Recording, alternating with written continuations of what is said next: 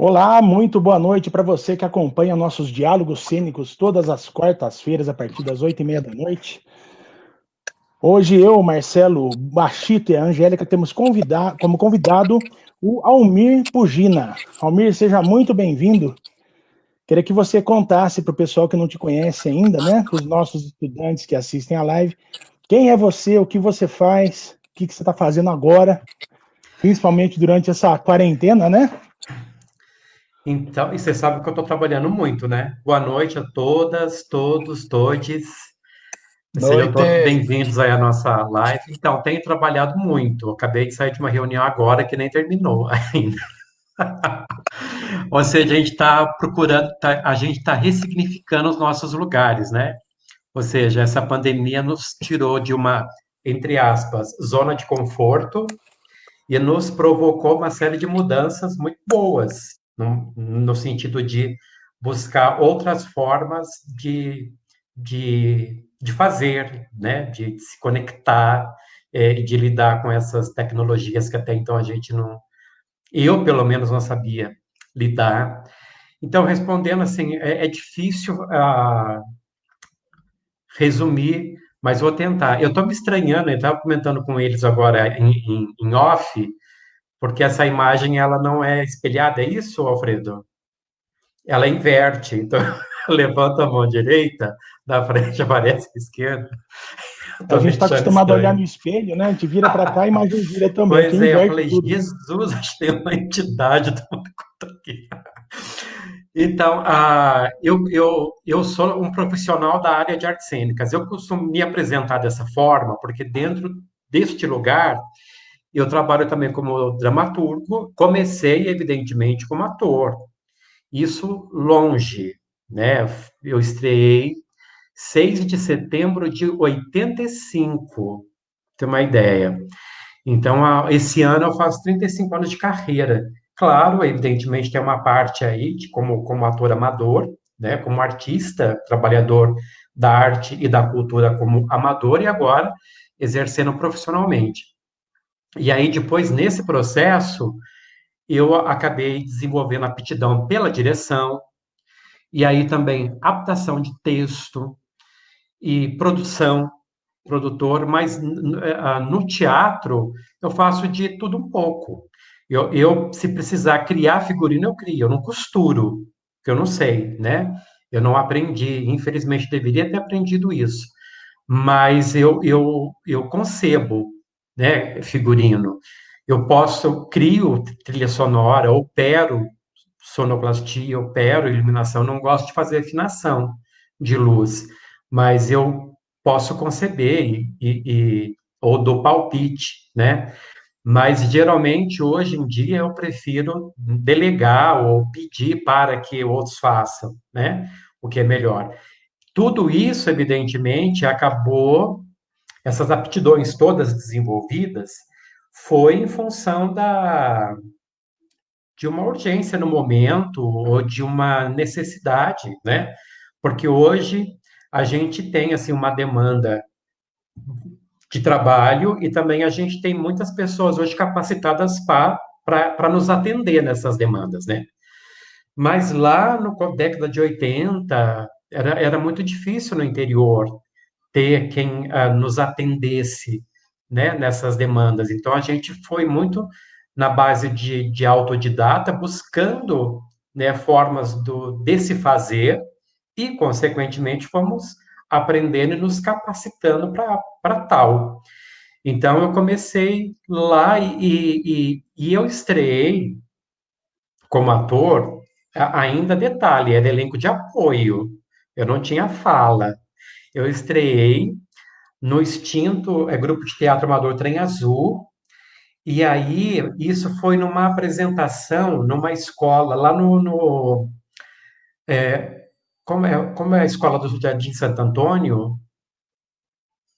Francisco Antônio Gonçalves. Francisco Antônio Gonçalves. Olha, eu estudei lá nessa escola, dei aula lá, inclusive, e a minha estreia foi lá no pátio da escola, como elenco de apoio, no espetáculo chamado Doce Espantalho. Detalhe, eu fiz errado a marcação cênica. Era uma marcação cênica muito simples. Eu fiz errado e ainda saí de cena brigando com o elenco, porque eu achando que eu tinha acertado, só eu tinha feito certo, né? E na época a gente tratava de uma temática já, né, meio que adiantando esse assunto, porque a gente falava, quando eu falo a gente, o grupo, né, tratava de uma temática já da situação da pessoa idosa dentro da sociedade, dentro de casa, isso já nos idos de 85, né?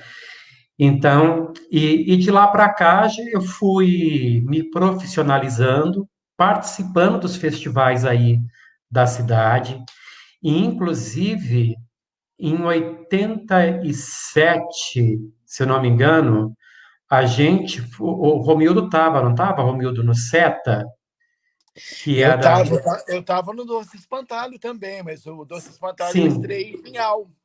Eu estreiei a depois de você. Pinhal. A gente É, fez uma apresentação na frente da tela do cinema, lembro, não lembro, é? Tudo muito lembro. espremido, porque também Muito tinha espremido. essas questões, né? A gente não tinha os espaços para se apresentar no interior.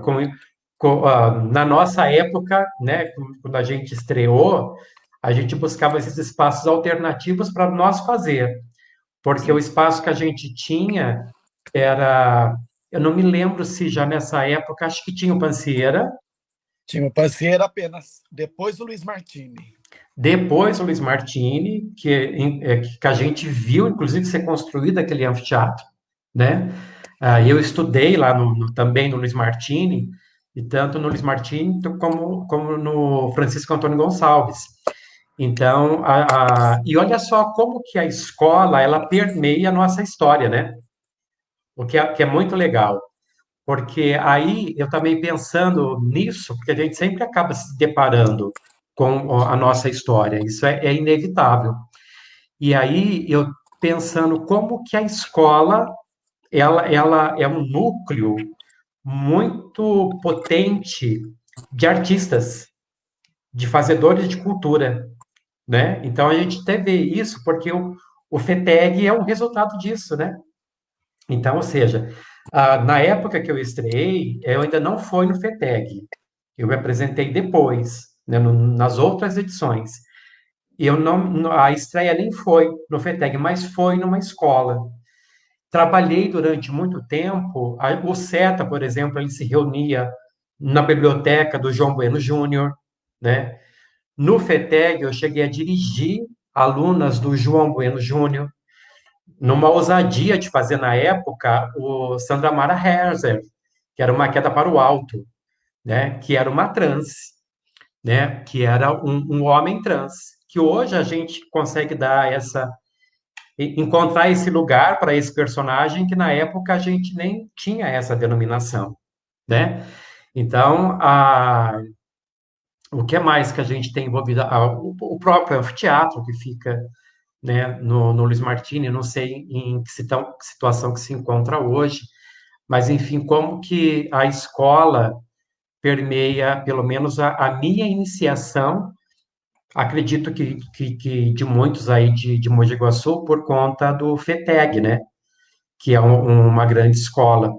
Bom, enfim, aí depois fui o SETA, era uma companhia experimental de teatro amador, e a gente, na verdade, não fez uma produção, nós aproveitávamos o final de semana para estudarmos.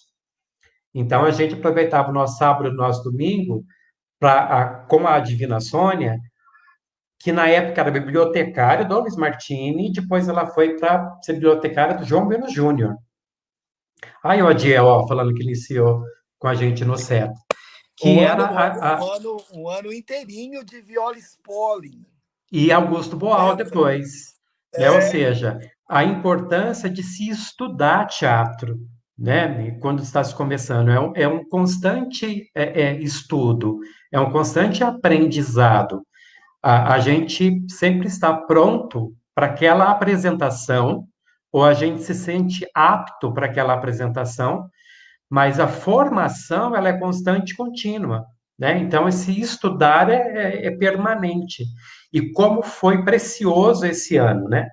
Que a gente não produziu nada para levar a público, mas foi muito produtivo para a gente, porque nos enriqueceu muito, tecnicamente falando, Um né? adendo. Produzimos, sim, um texto seu chamado Foi, Cordas e Máscaras para o Etan, exatamente. Já me atrevi a escrever na época. que levamos ainda uma palma de as vozes mais fortes das apresentações do dia. Então, pois é, foi um encontro que a gente fez aí, não Isso, foi? foi Em no Mogi Etan, Guaçu. no primeiro Etan, Encontro de Teatro Amador. Etan, a gente já era abusado, a gente já começava a fazer esses encontros. A gente já queria militar na causa, naquela Já. época, né? É. E aí, pois é, foi o único trabalho que a gente fez para poder participar, né? Do Etan, e aí eu já me meti a escrever exatamente para tentar suprir os profissionais que até então a gente não tinha ao nosso redor, né, e que a gente sentia falta de alguma forma. E aí depois eu me ingressei, depois do SETA, eu acho que eu fiquei um tempo estudando teatro por conta própria, fiz cursos, né, que tinha que buscar, evidentemente, ou Campinas ou São Paulo, não tinha, eu não sei se ainda tem, se agora tem em Mogi Guaçu, mas até hoje, na verdade, a gente acaba buscando especializações, mas na época eu me lembro que eu tinha que recorrer muito a Campinas e São Paulo, né?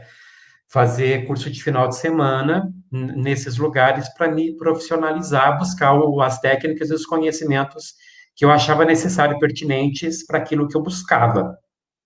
Até então que eu conheci o Parafernália, né, que foi logo no comecinho da década de 90. Então, aí a minha história, ela se funde com o Parafernália e é assim até hoje. Embora eu tenha fiquei trabalhando 5 anos na Cia Santa, em Campinas, viajando muito pelo estado de São Paulo, Rio de Janeiro, o sul de Minas, Paraná, e que foi uma escola também, porque ali é uma companhia de teatro de repertório, né? Então, são vários espetáculos em cartaz ao mesmo tempo, e você está no elenco de todos, fazendo mais de uma sessão por dia, e você sai, de repente, de Uma Bela Adormecida, que é um espetáculo infantil, para ir fazer, né, no dia seguinte, um empresarial que é para adulto e é institucional. Então, são linguagens diferentes, públicos diferentes, e que você precisa ter uma versatilidade muito grande para lidar com esses públicos diferentes, né? Então, a Cia Santa também foi uma escola, e, ao mesmo tempo, ainda comungando o trabalho com o Parafernália, que eu não deixei, né? E como eu não deixei até hoje.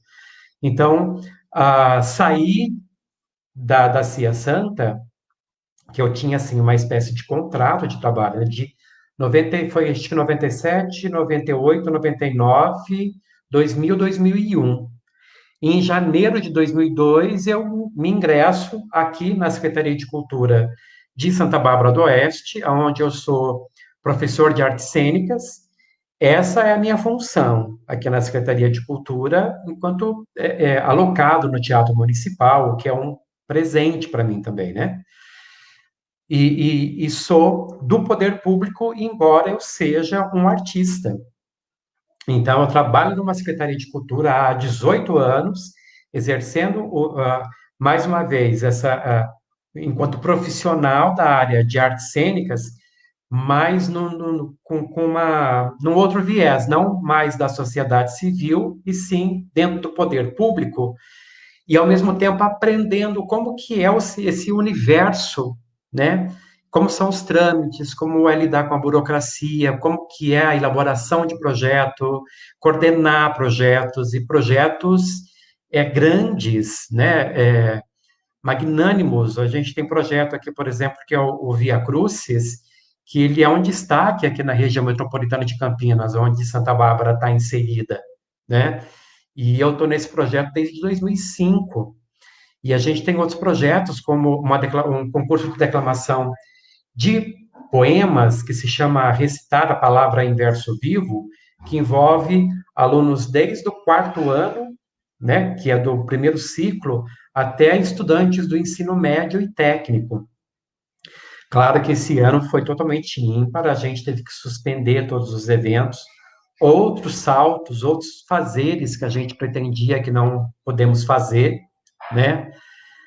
E nesse meio tempo, também por conta de demanda, eu tive que aprender a elaborar projeto, eu tive que aprender a acompanhar, né, os projetos para receber leis de incentivo, serem aprovados, prestar conta disso, trabalhar com contratação de prestadores de serviço, então, ou seja, trabalho realmente de produtor, concomitantemente no processo de criação de texto com parafernália,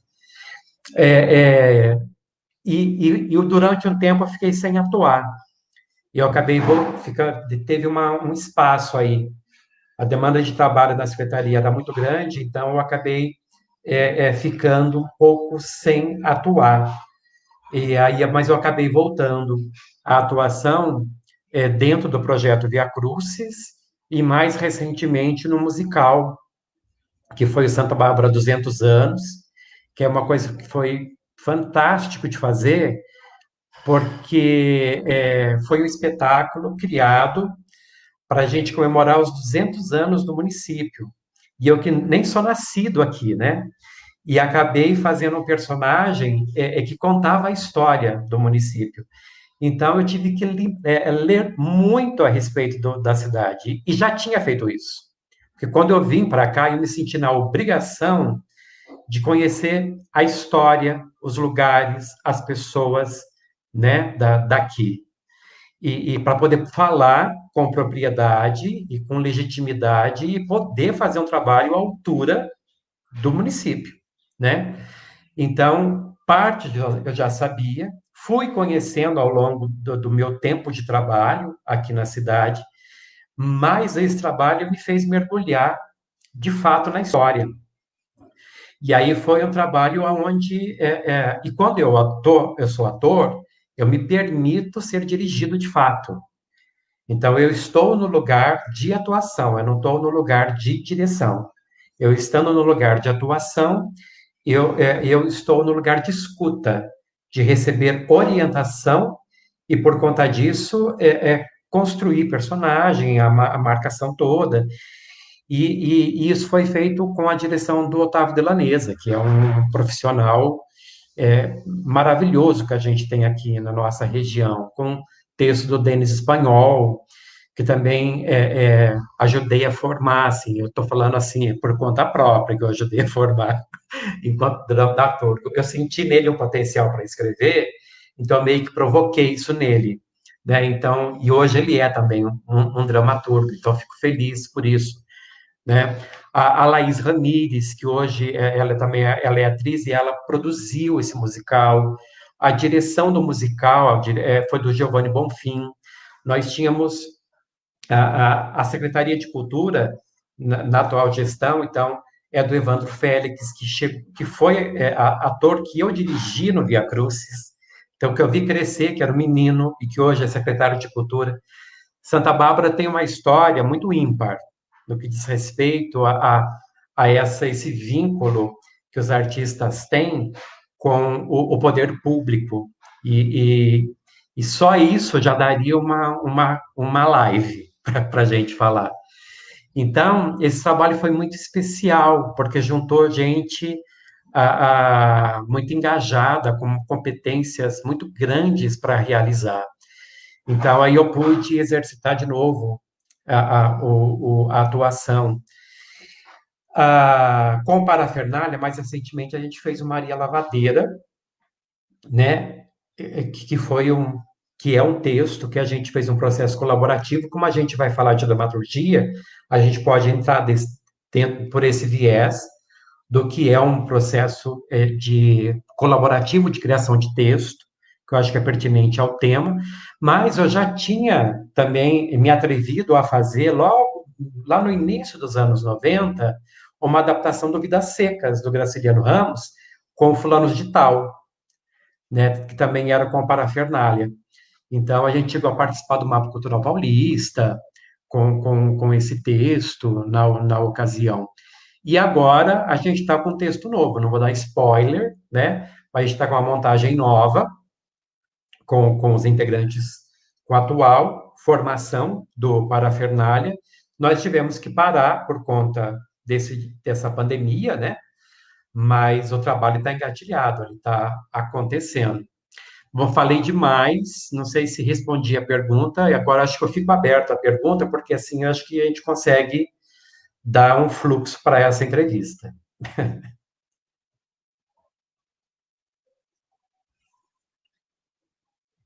E aí? Quem vai? Como que está aí Mogi Guaçu, afinal de contas, com relação a esse tormento todo da pandemia? Também parou?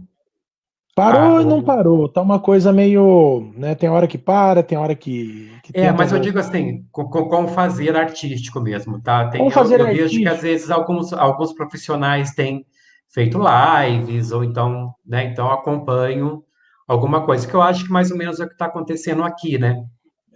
De um modo geral. Olha, eu não tenho visto muita movimentação, até porque o teatro, a gente deu sorte, né? Porque o teatro entrou em reforma, né?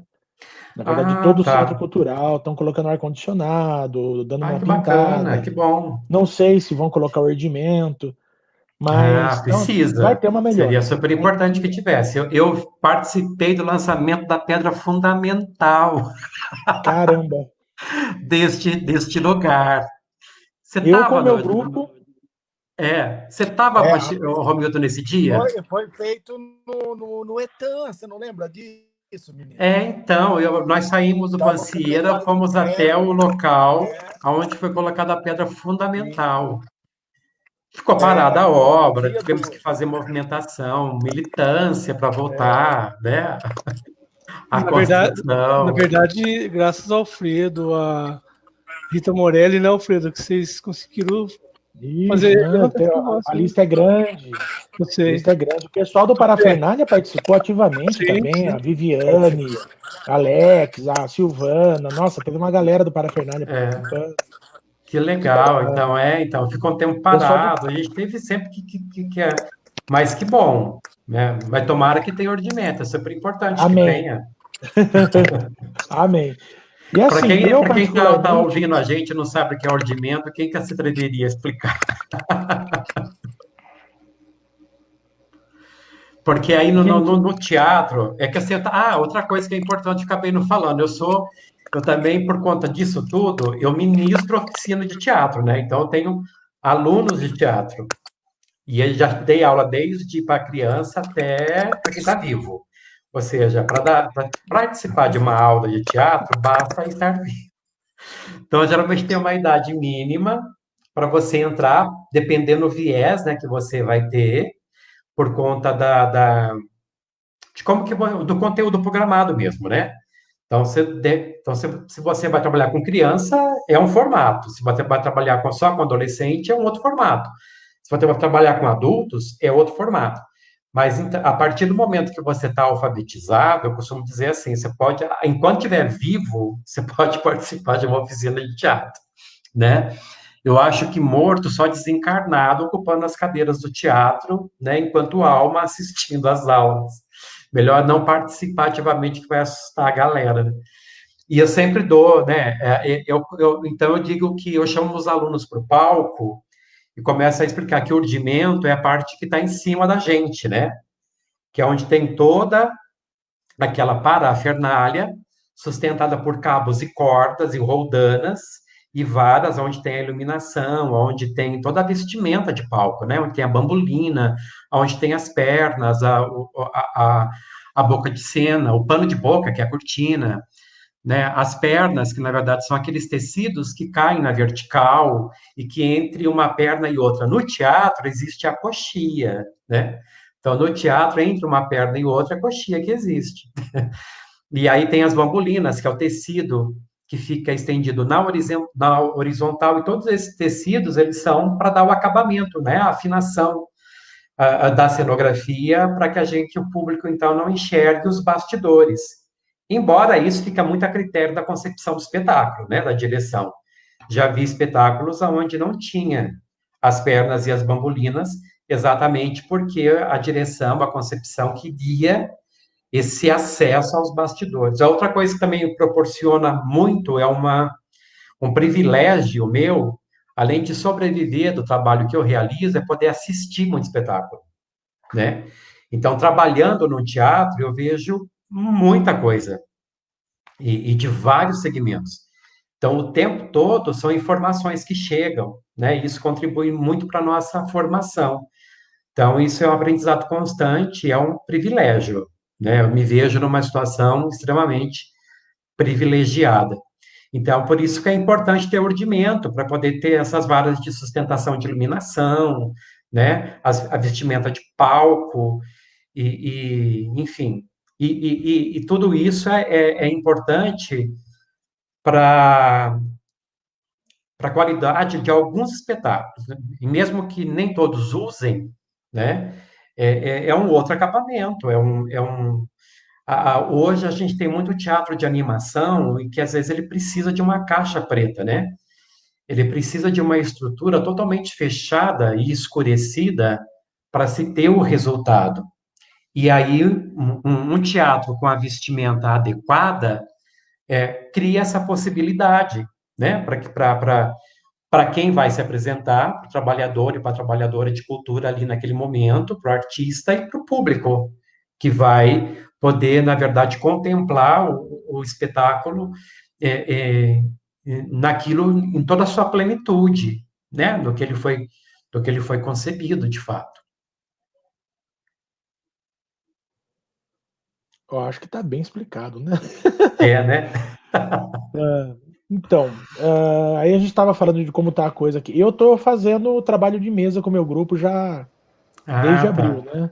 Estamos aproveitando para fazer trabalho de mesa como nunca fizemos, lendo texto, discutindo, tentando deixar... Por videoconferência. Por videoconferência, via Google Meet, né?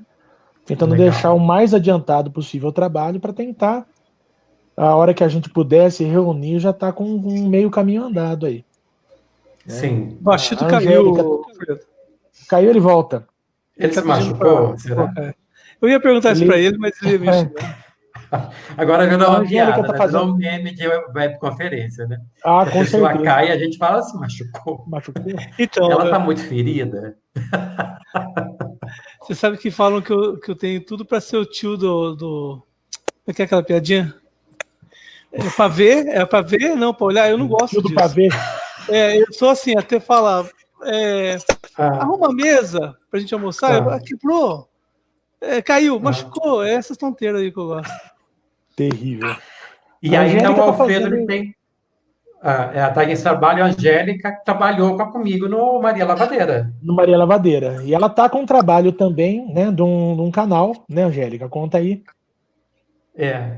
Mudar aqui, nossa, tava muda. Aqui, né, a Mogi Guaçu já era mais parado, né, Almir? Já era parado, a gente perdeu o nosso secretário de cultura, né, que ele veio a falecer. A gente tá verdade. Nessa, tipo, estamos com as pessoas que estão ocupando o lugar dele, mas que não são da área mesmo, né? Entendi. Eu tô com um canal de histórias, né? Eu acho que a pandemia veio também para esse lado positivo, porque eu sempre tive isso na cabeça, mas nunca peguei para fazer. Aí, tipo, me obrigou a fazer. Muita coisa eu acho que a pandemia me trouxe de bom, assim, sabe? Tentando, né, ver o lado positivo. A gente tem que fazer limonada com os limões que a vida joga no nosso quintal. Sim. As nossas lives também, que estão rendendo, né? Que bom. Eu gosto de chupar o limão em vez de fazer limonada. O que é? Eu gosto de chupar o limão. É bom. Jura? Sal ou açúcar? Não, puro. Jesus. Eu é com sal. É fruta, gente. É fruta. Marcelo, e você, Marcelo? Conheci o Marcelo numa situação muito inusitada, porque eu conheci o Marcelo prestando serviço militar. Né? Não foi nem no teatro. Foi no teatro? Quando eu conheci o Almir, ele tinha cabelo aqui e não tinha aqui do lado, agora ele inverteu. É verdade, porque a gente tinha que deixar o cabelo aqui e do lado a gente não tinha. Verdade. a gente raspava. Aí eu comecei a cortar o cabelo desse jeito, eu gostei. Então, acredite vocês, quem está nos acompanhando, eu tive muito cabelo. Tinha cabelo. Eu tive até franja, né? Mas Sim. aí, por herança genética, eu só não passo navalha ainda, mas aqui dá a impressão, de eu me olhando, de que que eu passei navalha, né? Mas não, eu tenho um pouco de cabelo aqui, né? Mas era verdade. A gente aqui tinha cabelo na época. Então, quando Eu nos tô com uma conhecemos... cara de ovo, né? Tô com uma cara totalmente. Eu tenho uma cara ovalada, se olha pra minha cabeça, dá a impressão que é um ovo, que é uma bola meio que de beisebol, alguma coisa mais ou menos que esse tipo. Como você se entregou que você é velho, que eles sabem que eu tenho mais de 50 anos? Imagina, já tô com 53. beirando 70. Imagina. Então, a gente se conheceu no tiro de guerra, eu jogava vôlei, e quando eu parei de jogar vôlei, eu comecei a fazer teatro. Então, É pouquinho mais pra verdade. frente, a gente se encontrou de novo no teatro, né? Fomos pra É frente. mesmo. Foi na época do época- Etan, inclusive. a nossa vida tem esses. O Romildo, eu conheço. Olha, se falar essa questão de idade, né? Você chama Eu ele de conheço- Romildo ou de Bachito? Então, eu chamo ele de Romildo porque ele está se apresentando como Romildo. E Não, conheci ele como Romildo, né? O Bachito Romildo. veio com o trem azul. O Bachito veio com o trem azul, não foi? Sim. Olha, primeiramente, assim, eu não estou na casa dos 50 ainda. Passei já dela também. Nós nos conhecemos, Almir, desde meninos, porque nós moramos de frente, lembra? Na Atibaia. Sim. A gente viu a Atibaia ser asfaltada. Vamos confessar, vamos deixar aqui bem claro Sim. que a Atibaia não Sim. tinha nem asfalto, era o fim de Mogi Guaçu. Era o fim do fim. Tinha um pontilhão ainda ali para ir para o Jardim Novo. Então, a gente se Exatamente. conheceu ali, nós éramos amiguinhos de 8, 9 anos. 79, acho que E a era. gente... Nossa, pois é, vamos pular isso?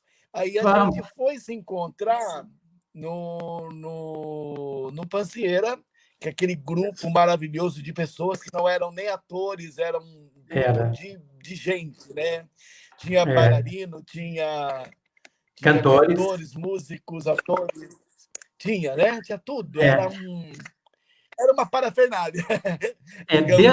Eu queria contar. Eu posso contar uma história que eu acho muito bonita, quer dizer, bonita e poética para mim, né? De repente a pessoa que está ouvindo. O Francisco está aí, né? Que eu vi. O Kiko, é o Rodrigo Francisco, o Kiko. O Kiko. Eu vi que estava Francisco. Quer dizer, quem comentou foi ele. Às vezes o Francisco está assistindo também, mas a gente não está sabendo aqui. Entendi. Eu tenho uma história bem interessante com relação de como eu comecei a fazer teatro. Que eu tinha tinha porque ele está em memória agora, que é o João, né? O João Batista Dionísio. E é muito louca essa história. Quando eu me parei para pensar a respeito disso, eu falei, que coisa incrível. Então, eu tinha, né? Acho que o Bachito conheceu o João Batista Dionísio. E eu digo. Ele morava na mesma rua. Sim, exatamente. Na nossa rua. No quarteirão um pouco mais acima, né? Eu morei em 2 lugares na Atibaia, lá embaixo e depois lá perto da igreja. E aí, o João entrou no teatro primeiro, antes de mim. Ele conheceu o Trem Azul lá no Luiz Martini, porque o pessoal estudava no Luiz Martini, do Trem Azul, a grande maioria, né? Alguns não, mas muitos estudavam no Luiz Martini. E aí, eu costumo dizer, e ele que, então, me levou para o teatro. Eu costumo dizer que eu entrei no teatro pelas mãos de Dionísio, né? Por causa do nome dele. Então, tipo assim, para mim isso é fantástico, porque ele não continuou, né? O João, ele fez o trabalho com a gente, acho que ele fez 1 ou 2 trabalhos lá no Trem Azul, e depois ele tomou outro rumo, né? Não era o lugar dele no teatro. Então, assim, foi genial, porque é como se ele tivesse estado na minha vida para me colocar no teatro. Então, eu costumo dizer que eu entrei no teatro pelas mãos de Dionísio, e de fato foi. Embora ele não gostasse que chamassem ele de Dionísio, eu acho lindo o nome. E ele ainda traz, antes de Dionísio, o nome de João Batista, que é quem batizou Jesus, né? Quem faz a iniciação de Jesus para que ele possa, então, ter a missão dele, a peregrinação dele ao longo da vida, né? Então, para mim, isso é muito poético. Eu vejo isso, esse vínculo meu com o João, ele é muito poético nesse sentido, é como se ele tivesse, a nossa amizade foi feita para isso, para ele me lançar, me jogar, me iniciar no teatro. Muito legal, eu gosto dessa história. Bom, nós estamos a meia hora já, acho que todos se apresentaram. Então, vamos ao que interessa, vamos à dramaturgia. Olha, eu tentei fazer uma ligação aqui, Almir. Se eu não for muito feliz nela, você dá um jeito de consertar aí, porque, além de tudo, você foi meu diretor também, o meu dramaturgo também, além de ser meu amigo. Então, você pode me salvar numa hora dessa, tá bom? Vai lá. Bom, a dramaturgia, ela se inicia na Grécia, né, lá nos tempos áticos da Grécia, dos espetáculos gregos da antiga Grécia, certo? Sim. E de lá para cá, ela vem assim, crescendo. Eu queria assim que você me falasse, por exemplo, um pouquinho dessas ligações do tempo. Por exemplo, Édipo, rei, o Édipo Rei, e que conta a história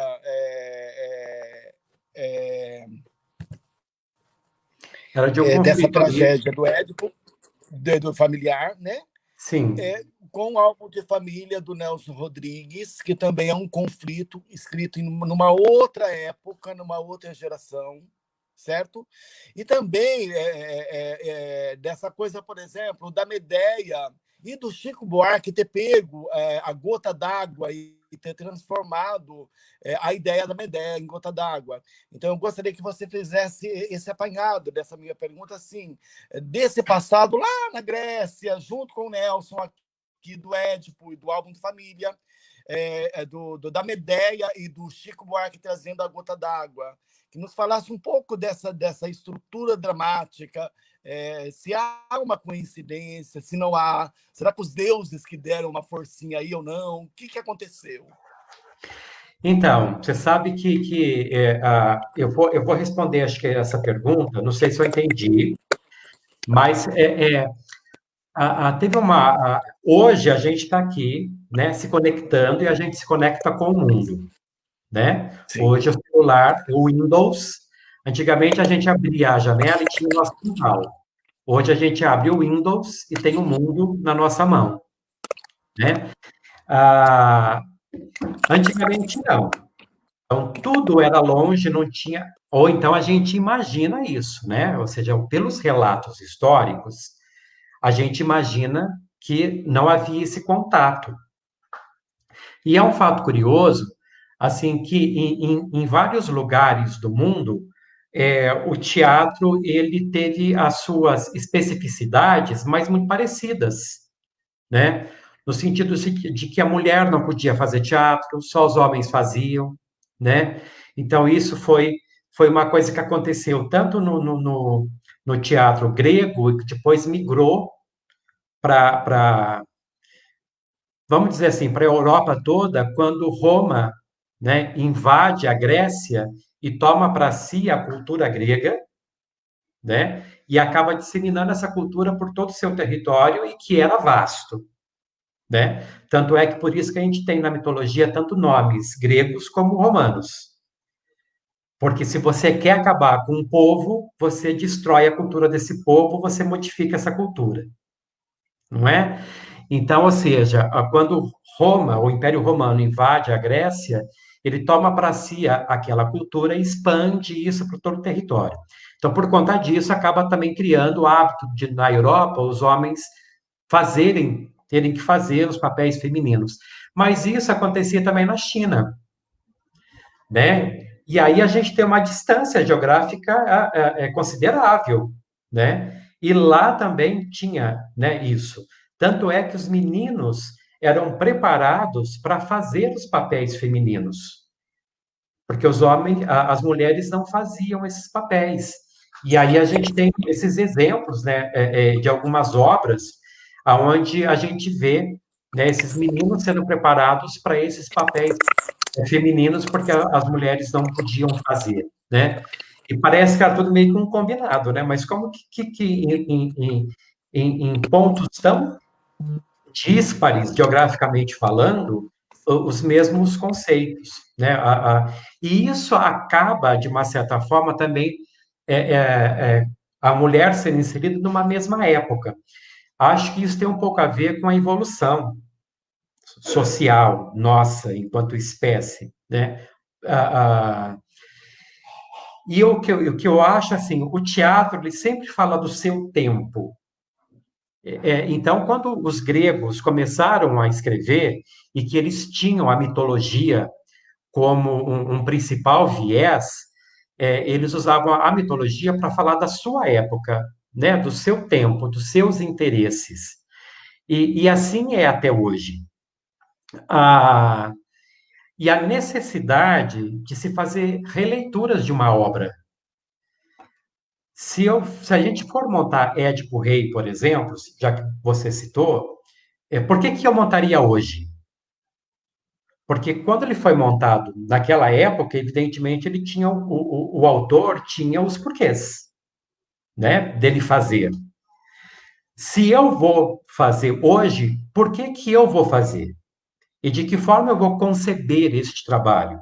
De que forma esse trabalho vai ser interessante, pertinente para o público assistir? Em que isso vai agregar? Né? Então, o teatro tem que sempre acompanhar o seu tempo.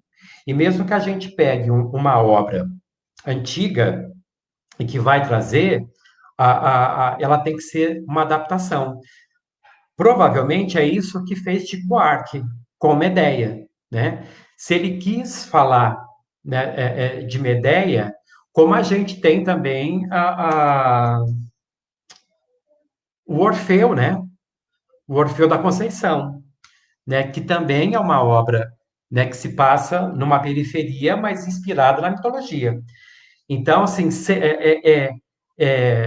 você vai beber naquela fonte, e que são fontes riquíssimas, né, de água até hoje muito pura e cristalinas, mas que você tem que adaptar para a realidade de hoje, porque senão não tem o porquê você fazer, porque se você acaba não criando uma comunicação eficiente com o público. É claro que ele vai entender aquela obra, que ele vai agregar de alguma forma, vai ser transformador e provocador para quem está assistindo. No mínimo, ele vai sair de lá perguntando: nossa, mas por que eles fizeram o Édipo Rei com todos os conceitos romanos, né? E que, na verdade, se a gente parar para pensar, não é viável mais. Porque naquela época tinha uma estética, tinha uma técnica, tinha uma exigência de indumentária totalmente diferente, tem a necessidade da utilização das máscaras, que hoje não se tem mais. Então, assim, se eu vou utilizar máscara no teatro, por que eu vou utilizar? Naquela época tinha um porquê, na comédia dell'arte tinha o seu porquê. Então, se eu vou utilizar hoje máscara, por que eu estou utilizando? O que eu pretendo com isso? Né? Por que eu vou utilizar essa ferramenta? Então, o teatro, ele, mesmo que seja obras antigas, ele sempre precisa falar e dialogar com o seu tempo. Senão, eu acho que ele perde um pouco a função no que diz respeito à comunicação com o público. Não sei se eu respondi a tua pergunta. Né? Então, pode ser, por exemplo, que Nelson Rodrigues, lendo esses... e outra coisa também, a gente lendo essas obras todas, isso fica impregnado na gente, né? Tudo que a gente vê, sim, tudo que a gente lê, tudo que a gente ouve, fica impregnado na gente. Quando a gente vai reproduzir um trabalho, isso está no inconsciente ou no consciente. Isso vem na obra, inevitavelmente, no meu ponto de vista. Então, mesmo que ele não tenha, de forma proposital, sim, buscado aquela fonte, né? Aquilo estava nele, se ele leu, se ele conheceu aquela obra de alguma forma. E a gente tem visto muito, às vezes eu me deparo com o seguinte, sabe, parece que tudo já foi dito, hoje em dia, né? parece que não há espaço mais para o novo. Há espaço para ressignificados e fazer de outras formas. Mas é difícil a gente se deparar com uma coisa que a gente possa falar, nossa, isso é genial. Genial no sentido de ter um ineditismo. Parece que tudo tem um viés daquilo que a gente já viu, daquilo que... Então, a gente vê obras que são releituras, né? E isso eu acho genial. A gente viu, por exemplo, várias versões já de Romeu e Julieta, né? Porque Shakespeare é uma fonte realmente inesgotável. E todas essas releituras, sempre com diálogo do hoje, do contemporâneo, né? Da necessidade dessa comunicação com o agora. Ficou claro? Sim, Ou, ficou. pelo menos, foi provocador, né? Eu queria falar dessa fala do Almir, e eu compartilho disso também, né? Porque eu falo para os meus alunos, eu falo, gente, se a gente for fazer, né, um Édipo ou um Romeu e Julieta, né, tradicional, né, a modo Shakespeare, vai ser um desenvolvimento para o ator, porque Sim. não vai acessar o público, né? É bom para o ator, por isso que eu sempre faço as vivências, né? Mas não adianta, não acessa, aquela linguagem é para aquele tempo, né? Então, eu acho que é super isso que você falou mesmo, assim. O teatro elisabetano, ele não existe mais, pelo menos não aqui, existe na Inglaterra, evidentemente, deve ser até um patrimônio, mas o teatro elisabetano, esse formato de teatro elisabetano, que é um outro palco, eu particularmente nunca vi aqui no Brasil ainda, né? E quando eu falo esse teatro enquanto edificação mesmo, não estou falando como gênero, não. Porque as coisas do teatro italiano, que é o público aqui, né? O público ali e o ator aqui, eles têm esse nome porque essa edificação, pela primeira vez, quando surgiu, foi em Milão, na Itália, né? Então, quando a gente tinha, então, essa distinção, o público colocado na frente de um palco, que é por exemplo, o Tupec, e a maioria dos teatros hoje, por isso que a gente chama de teatro italiano. Mas tem o teatro de arena, que era o teatro grego, né, por exemplo, e que tinha, claro que em outras dimensões, né, milhares de pessoas iam, eles não tinham uma outra opção de entretenimento. É importante também, quando a gente pensa em toda a questão histórica, é muito importante a gente se colocar no lugar daquele indivíduo daquela época, né? Então, assim, se as pessoas elas iam muito ao teatro ou às feiras, porque é o que elas tinham de entretenimento naquela época. Hoje, a gente tem um leque enorme de entretenimento, né? E isso aumenta cada vez mais. Naquela época, não. Então, os teatros, eles eram realmente feitos para milhares de pessoas, e as pessoas iam, os espetáculos eram longos. Aí, voltando um pouco na sua pergunta, Bachito, o texto até tinha uma outra estrutura mesmo. Ele tinha um prólogo, tinha primeiro, segundo e terceiro ato, e tinha o epílogo, né? E isso, às vezes, dava 2 horas e meia, 3 ou mais, né? E hoje, você segurar um público no teatro, recinto fechado, né, com um espetáculo de 2 horas e meia, 3, só se for um musical, né, com um elenco enorme e com uma troca de cenário, figurino, porque senão você não segura o público. Coloque isso na cabeça do Alfredo, Almir. Não é? Ele é tudo 2 horas e meia. Não, porque assim, aqui a gente tem esse teatro, o Via Crucis é épico, né? É um épico. Então, os espetáculos nessa temática de épica, que eram os gregos, né? Eram teatros épicos, contavam as histórias dos deuses. Então, claro, isso acaba sendo muito longo. Mas naquela época tinha uma razão, as pessoas elas ficavam lá de boa, assistindo, que é o que elas tinham para hoje, naquela ocasião, né? Então, Shakespeare mesmo, ele teve que passar por pandemias também, né? Não sei se os gregos passaram, mas Shakespeare, se a gente assistir Shakespeare Apaixonado, o filme, ele começa no final de uma epidemia, no final de uma pandemia. Se eu não me engano, no começo do filme ainda tem, a gente percebe na imagem alguns recintos sendo incendiados, porque a alternativa na época era queimar o teatro de fato, queimar o teatro, colocar o teatro abaixo, para que o vírus ali não se propagasse, né? Então tinha essa coisa de até mesmo destruir o recinto. Então, imagina o que não sofreram os nossos colegas no passado por conta dessas pandemias, e Shakespeare enfrentou, né? E também ele fazia espetáculos longos, né? Que até a monarquia ia assistir. E detalhe, uma coisa curiosa desse teatro, porque o Teatro Elisabetano, nos mezaninos, eles tinham assentos. Porque era os burgueses, a aristocracia do lugar que ia assistir. Mas a pobreada ficava tudo em pé na frente. Ou levava a sua cadeira. Né? Então, ou levava a sua cadeira. E era assim, era um vazio, né? Era o palco e um vazio embaixo, e o povo, né? Quem tinha os assentos, os seus lugares cativos, era a aristocracia, a monarquia. O povo não, né? Se quisesse, levava a sua cadeira. Mas era o evento da época. Oi? Era o evento da época, né? Todo mundo queria estar lá para ver. Sim, exatamente. Como não? Né? Era o acontecimento. Era o que causava na época daquilo. Né? Era uma outra época, né?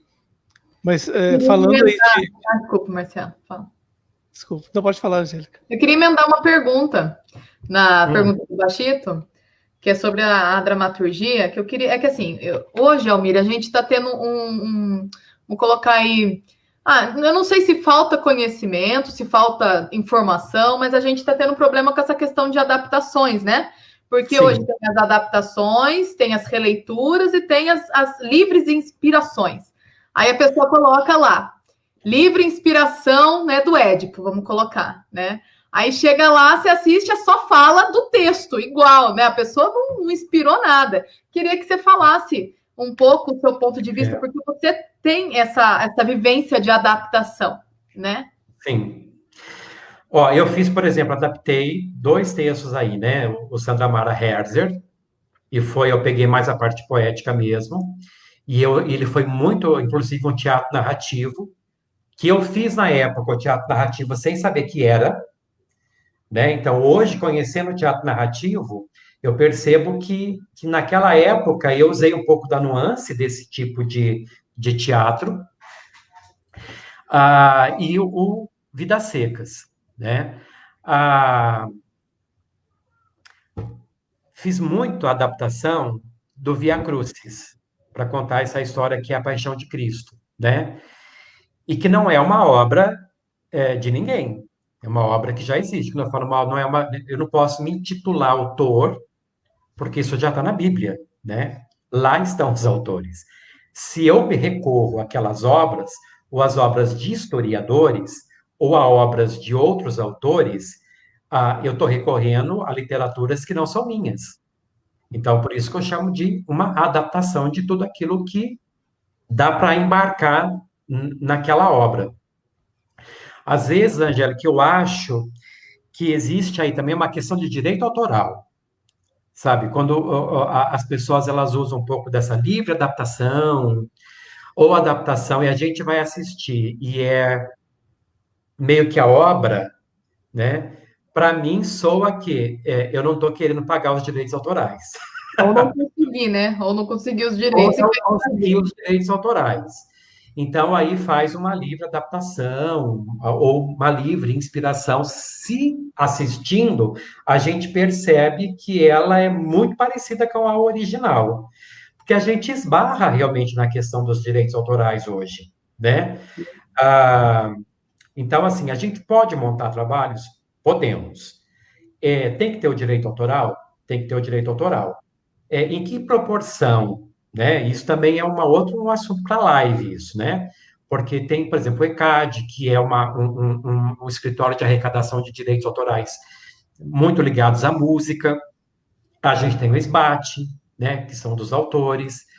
Agora, se você tem, por exemplo, o direito autoral do ator ou do autor, então você não precisa ter desses órgãos, né? Porque às vezes, por exemplo, não se consegue, quer muito fazer.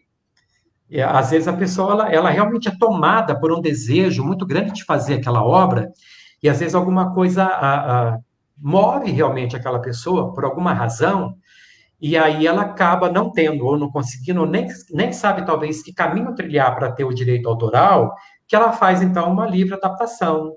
Ela tem uma livre inspiração, o que às vezes até é uma forma também dela ser fidedigna, né? Eu sei, ó, isso não é uma genialidade minha. Eu me inspirei, o que também é uma generosidade, uma demonstração de generosidade da pessoa ao dizer isso. Então, assim, tem casos e casos. Tem casos que talvez a pessoa não tenha conseguido os direitos autorais e fez e diz que era uma adaptação, uma livre adaptação. Tem pessoas que ela é tomada, arrebatada pela obra, ela quer fazer de qualquer forma e ela não consegue os direitos, ela não tem os direitos, então ela se inspira. Nós sabemos, por exemplo, como que Chico Buarque fez, né, com Medea, né? Provavelmente ele não tinha como pegar direito autoral. O autor não está vivo para isso. Mas eu acho que cai em domínio público aí, não é não? Domínio público. Não. Mas tem casos, assim, eu não sei até que ponto isso é verdade, tá, gente, que eu vou dizer aqui. De repente, se alguém vai assistir essa live depois, ela pode dizer, não, isso não procede. Porque essas lives também, elas são legais por causa disso, né? Que às vezes elas disseminam e elas trazem informação para agregar. Mas, há uns tempos atrás, houve rumores de que quando você vai montar Shakespeare, você tem que pedir direitos autorais para a Inglaterra, né? Então, ou seja, a Shakespeare não está aí, mas me parece que ele é como se fosse um patrimônio inglês. Então, você não pode sair montando Shakespeare à torta à direito, achando que você não vai pagar direitos autorais para quem quer que seja. Então, eu não sei se, de repente, a Grécia tem os direitos autorais dos autores gregos, né? Por isso que eu entrei meio que nesse assunto. Então, de qualquer forma, a Medea deve ter arrebatado ele de uma certa forma e que ele acabou fazendo como fez, né? Então, tem essas obras que nos arrebatam de uma... Teve uma época, por exemplo, que eu queria muito montar Eu Sei Que Eu Vou Te Amar, do Arnaldo Jabor, né? Que eu assisti, tem o livro, eu assisti o filme, acho um trabalho fantástico, né, do Arnaldo Jabor, da Fernanda Torres, do Thales Panchacon. A Fernanda Torres ganhou a Palma de Cannes, de melhor atriz, e poucas pessoas sabem disso, né? E ela era jovem na época. E ela é uma tremenda de uma atriz, de fato, né? A Fernanda Torres, eu sou muito fã. E eu queria montar, né? E tentei, através da autora, de quem publicou, né? O livro, falar com o Arnaldo Jabor, para conseguir, na época, os direitos autorais e montar. Imagina, não me deram nenhum retorno. Quem era eu na fila do pão, na época, para ter os direitos autorais de Eu Sei Que Eu Vou Te Amar, uma obra que tinha sido premiada em Cannes, né? Bom, enfim, mas aquilo me arrebatou na época, eu queria muito fazer, né? Enfim, às vezes a gente é tomado, né? É arrebatado por uma obra e quer fazer de qualquer forma, a qualquer custo. Porém, há que se respeitar, né, sempre o porquê. Achei isso muito importante. Quando a gente está falando também de dramaturgia, tem uma coisa hoje que tá rolando muito, que é essa questão do trabalho cooperativo, que é uma forma de fazer com que o teatro fale do nosso tempo, daquilo que nos provoca, daquilo que nos toca, daquilo que nos atravessa, daquilo que nos afeta, que é o nosso lugar de fala, né? Então, se de repente eu vou pegar Shakespeare, por que eu vou pegar? Né? Porque eu gosto, eu acho bonito. Não, isso não basta. Você, enquanto profissional, trabalhador dessa área, o achar bonito e o gostar só por si só não basta. Alguma coisa tem que te arrebatar de forma a te levar a fazer isso e de modo a provocar o público, a estabelecer uma comunicação de modo a assistir, ele se sinta tocado, afetado e transformado por aquilo que ele viu. Senão, para mim, particularmente, não tem sentido esse fazer, né? Eu não posso ser egocêntrico ao ponto de tirar alguém da casa dela, se preparar, porque ir ao teatro é praticamente um evento para muita gente, né? Porque, assim, você se veste, não tem que comprar roupa da gente para ir ao teatro, pelo amor de Deus. Ritual, né? Sim, só não vá pelado, porque eu acho que você não vou te deixar entrar. Mas, assim, não tem essa coisa de estar bem vestido ou não para ir ao teatro, não tem essa coisa, né? Às vezes a pessoa assim fala assim, eu nem tenho roupa para essa ocasião. Não, o teatro precisa de você. Vá ao teatro como você do jeito que você costuma se vestir, né? Da forma que você cobre a tua nudez, né? Não precisa de um traje especial para ir ao teatro. De qualquer forma, ela se prepara, né? Ela tem que se locomover, ela se dá o trabalho de comprar ingresso, depois ela vai embora, às vezes ela nem fez a refeição dela e vai fazer a refeição fora. Ela cria um evento para esse ir ao teatro. Aí chega lá para ver uma obra que só você fez porque você quis, né? Mas que não acrescentou absolutamente nada para ela, né? Assim, o ego ele pode até nos mover a estar no palco, né? Que é uma forma de exibição. Então, nesse sentido, o ego pode nos mover porque é uma forma positiva para tal, mas o querer aparecer não, né? A gente tem que, na verdade, o nosso papel na sociedade, o nosso ofício, ele é muito maior que isso. E hoje a gente vê muito isso, né? O grupo, né? A pesquisa ser muito fechada. Eles fecham a quarta parede, esquece do público, né? Aí fala, como assim, né? É arte? Mas, né? Como que não tem esse encontro, não tem essa relação? Eu também não entendo. Para onde a gente está caminhando mesmo, né? Às vezes, até manter a quarta parede, assim, ela é imaginária, né? Sim. Quando a gente está falando aqui de quarta parede, para quem está, de repente, nos assistindo, é como se não tivesse uma conexão direta entre elenco e plateia. A plateia ela só assiste sem participar, né, do que está acontecendo em cena, né? Mas isso vem sendo quebrado, porque mesmo às vezes se a obra ela é toda sem essa interatividade com o público, às vezes depois tem um bate-papo, tem um diálogo, tem uma troca, né? Mas isso tem sido cada vez mais raro. A Angélica ela tem razão quando ela pontua isso, porque a gente percebe, até mesmo se a gente for lá para Martins Pena, né? Que eu já montei Martins Pena com parafernália, Em Casa Quer Casa, a gente fez em cima de uma veraneio. Foi muito louco, foi genial também. E aí a gente, na verdade, na época, a gente usou como o figurino, o enxoval, né? Que essa coisa, então, tudo que era peça de enxoval é o que fez o figurino da época. Então, era roupa de cama, roupa de banho, roupa o que a gente via na cozinha, porque a gente fez essa coisa do Quem Casa Quer Casa. E Martins Pena era cheio de apartes. E o aparte é uma interação com o público. Você quebra totalmente a quarta parede, né, com o aparte. Ou não, às vezes o aparte é um momento só de reflexão do personagem, né? É uma parte ao que está acontecendo ali. Então, tem o meu aparte aqui.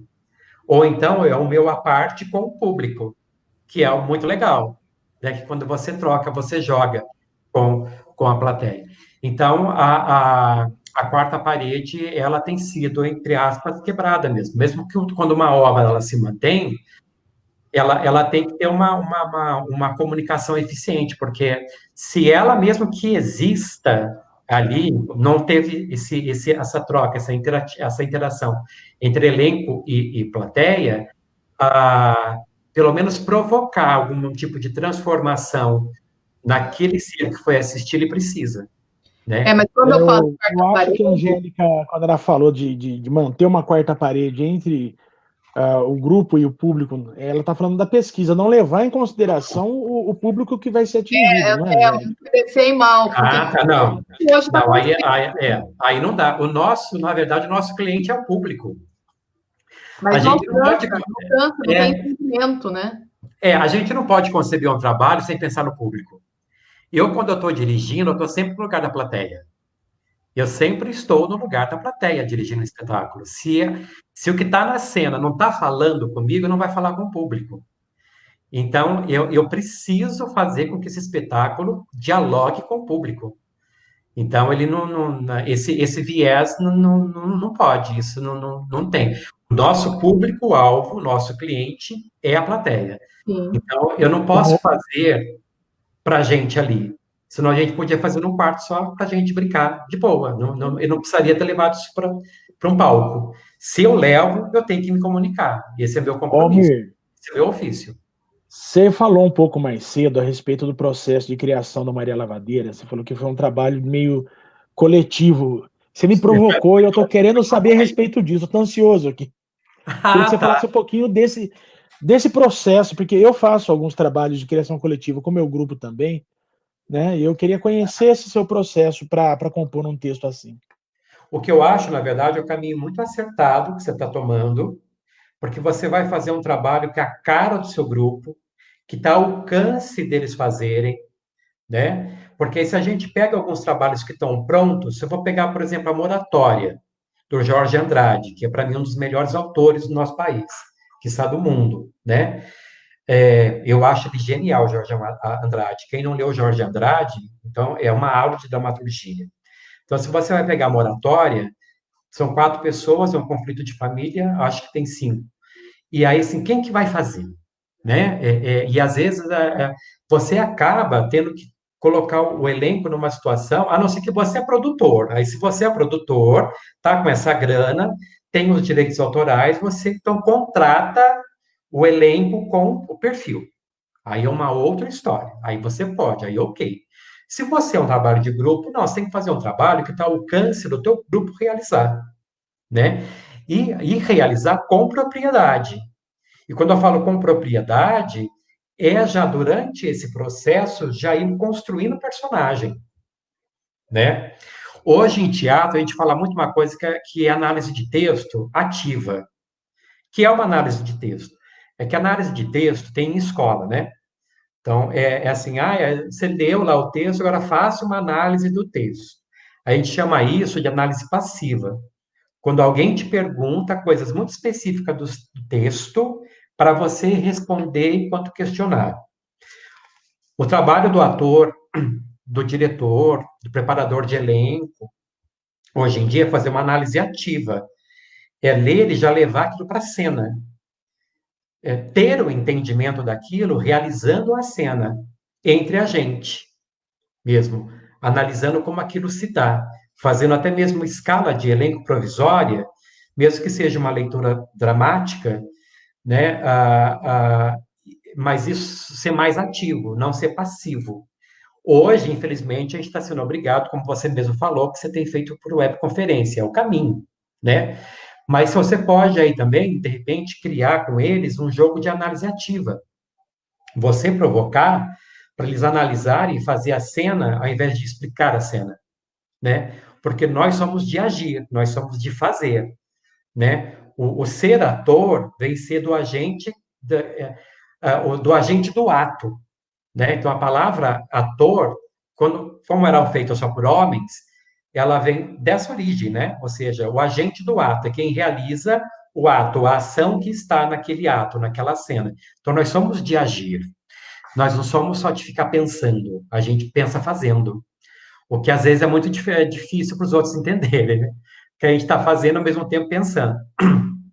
Então, eu provocava as atrizes e elas me davam, através dessas provocações, subsídios para eu fazer, criando a dramaturgia.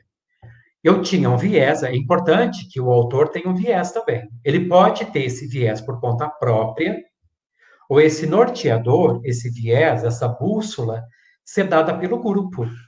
O Luiz Alberto de Abreu, ele faz muito isso, né? Ou pelo menos fez. Então, por exemplo... O Júlio Conte fez isso no Bailey também, né? Sim, né? Embora tenha ali um trabalho coletivo, né?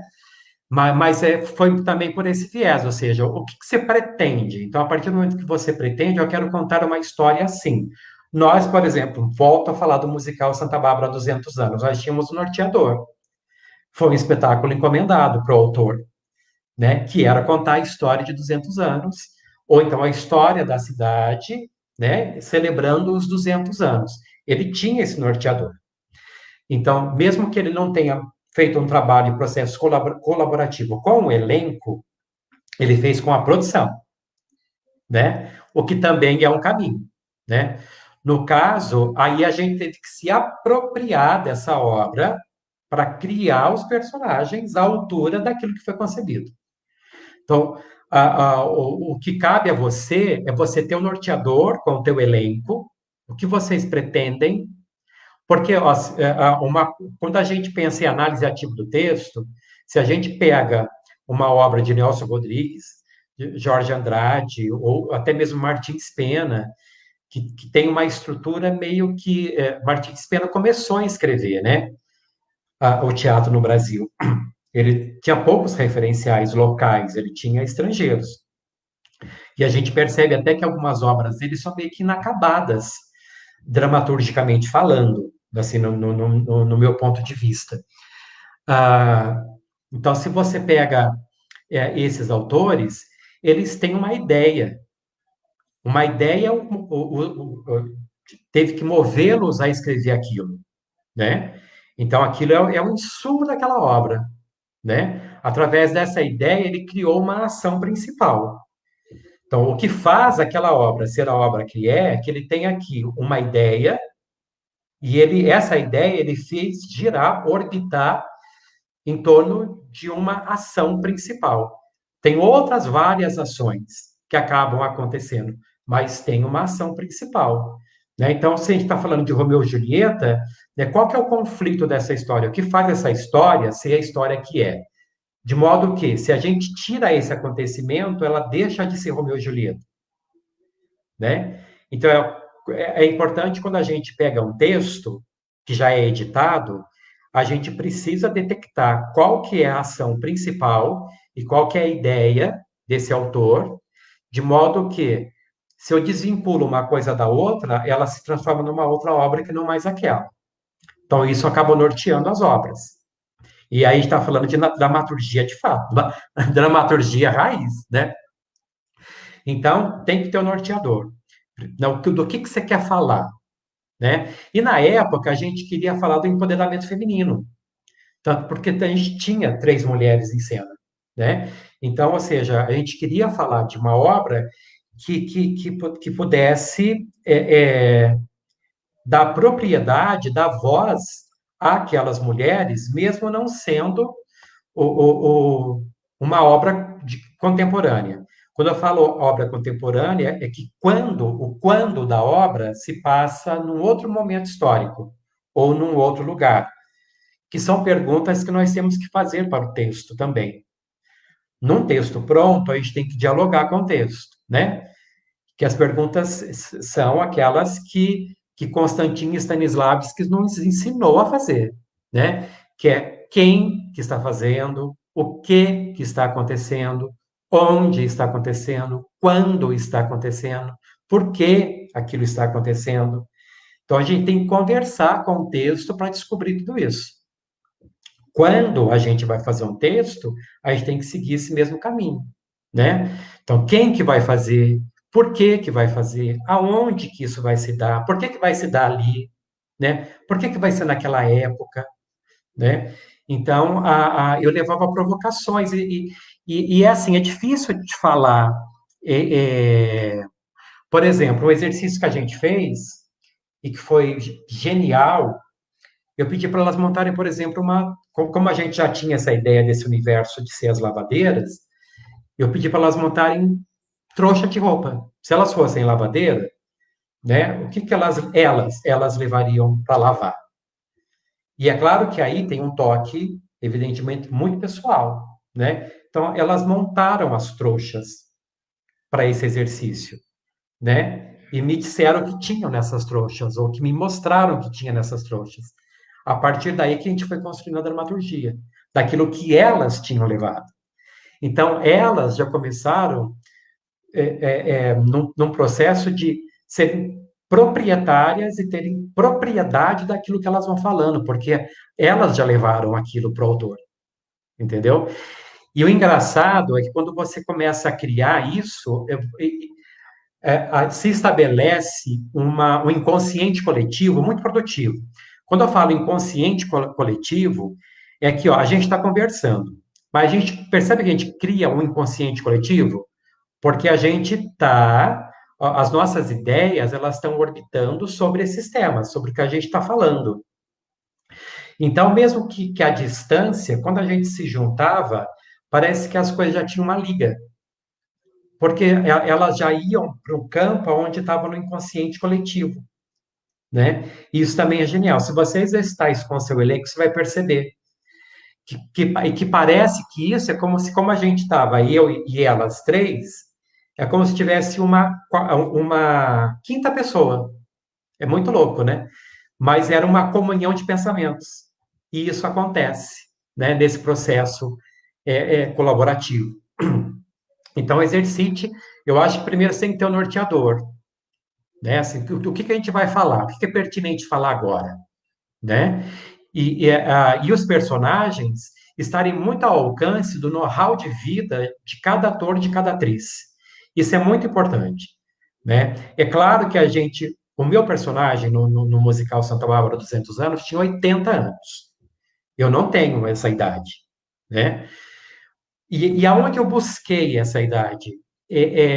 Observando as pessoas e convivendo com pessoas dessa idade, né? A gente chamava isso muito de laboratório, né? A gente, assim, você fez laboratório? Laboratório é meio que ir a campo, buscar informações para você construir aquele personagem.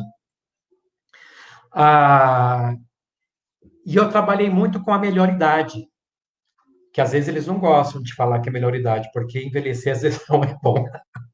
A minha coluna que diga, né? Então, assim, eles às vezes preferem que a gente tem mais de 60 anos, né? Terceira idade, ou mais de 60, porque eles têm razão, né? Porque às vezes nem para todo mundo essa é a melhor idade. A gente é que quer, tipo assim, ser poético, né? E dar um aspecto mais lírico para esse momento da vida, e que é de fato, né? Mas é que tem as suas dificuldades. A gente sabe que o nosso país ele não é generoso com os velhos, né? Com os idosos, não é, nem um pouco. Em todas as dimensões, eu acho. É uma coisa que a gente peca muito. A gente, às vezes, dá muita atenção para a criança, está correta, para adolescente, ok, mas, às vezes, a gente é muito ingrato com os idosos, no que diz respeito a esse trato a nível comunitário, né? Então, aí eu tive que buscar essa construção de personagem, mas aí eu acredito que eu tenho know-how para isso, por conta do meu fazer, do tempo que eu exerço esse ofício de ator. Então, isso de uma certa forma está impregnado em mim. Porém, se a gente pega uma pessoa que está começando agora, que tem 16, 17, 18, não desmerecendo a questão de talento, tá? Ela não tem um know-how de vida para se aproximar de uma pessoa de 80. Ela vai fazer aquilo que ela imagina o que pode ser. E aí, uma caricatura, às vezes, né? Exatamente. Aí esse fazer pode não ser muito verdadeiro, né? Ele vai ficar longe de uma verdade absoluta para essa. Ele cai no estereótipo, né? Sim. E não é um erro, né? É que ele não tem realmente know-how de vida e nem de vivência, né? De vivência do ofício para construir esse personagem. Então, é importante, assim, você vai fazer, faça com as pessoas que estejam ali próximas daquela idade, daquele universo, porque eles vão fazer com muito mais propriedade, né?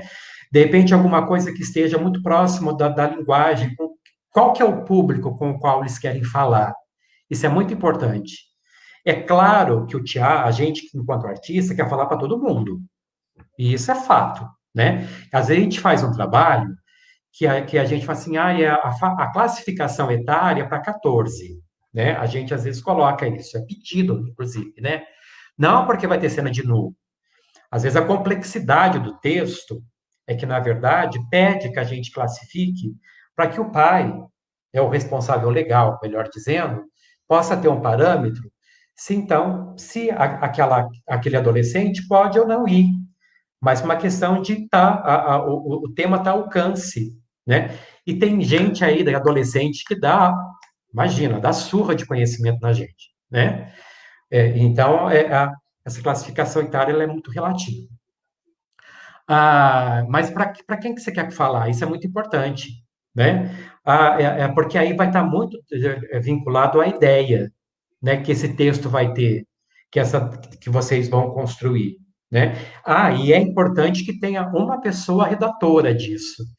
Então, assim, mesmo que eu não conheço algum trabalho eficiente cujo texto tenha sido escrito com muitas mãos, né? Uma música, por exemplo, ela é composta com muitas mãos. A gente vê lá, por exemplo, uma música, dependendo da complexidade dela, tem um monte de autor, né? Então, dependendo da complexidade dela, é assim, porque alguém fez a letra, ou duas pessoas fizeram a letra, aí depois vieram os instrumentistas e fizeram a parte melódica, né? Foi o que construindo as partituras, é quase que nem um filme, às vezes, né? O filme, quem que manda no filme, a gente nem sabe mais hoje em dia. Porque na hora que você vê o crédito, é tanto crédito, você vê desse filme de quem? Para receber o prêmio, sabe, uma galera que você fala assim, mas quem que é dono dessa obra, afinal de contas? Porque subiu tanta gente lá, né? Mas na hora, isso a gente está falando de um produto final, né? Mas um espetáculo, assim, um texto, é importante que ele seja redigido por uma única mão. No máximo duas, que vão concentrar o conteúdo mesmo e criar esses diálogos. Para quem não conhece o texto dramatúrgico, já que o tema aqui é dramaturgia, ele é diferente de uma obra, a forma de redação de um texto dramatúrgico é diferente de um romance, é de uma crônica, é de um poema. Ele tem, na verdade, as falas dos personagens. Então, quando tiver, né? Não, na internet tem isso, gente. Estou falando aqui, mas na verdade na internet tem. Você pode não montar se você não tiver os direitos autorais, mas você pode, de repente, fazer um download para ler, né? Às vezes tem texto que a gente encontra para download. Então, de repente, alguém que está nos ouvindo aqui, nossa, nunca tinha pensado nisso. Como que é um texto? O texto enquanto, né, um material físico. Como que ele é hoje, né?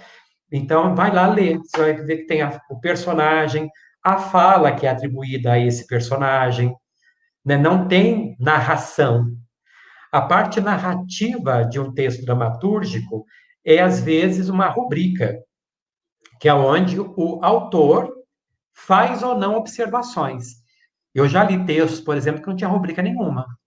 Então, assim, tudo vai, o entendimento do texto, né, de como que isso se dá, vai nesse diálogo que a gente tem que manter constantemente com ele.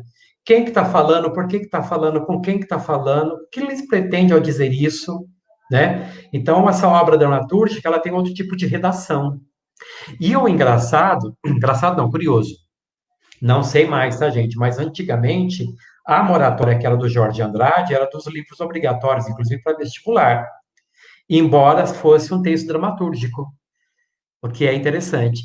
Ouvi um comentário que parece que no Enem eles tinham uma obra.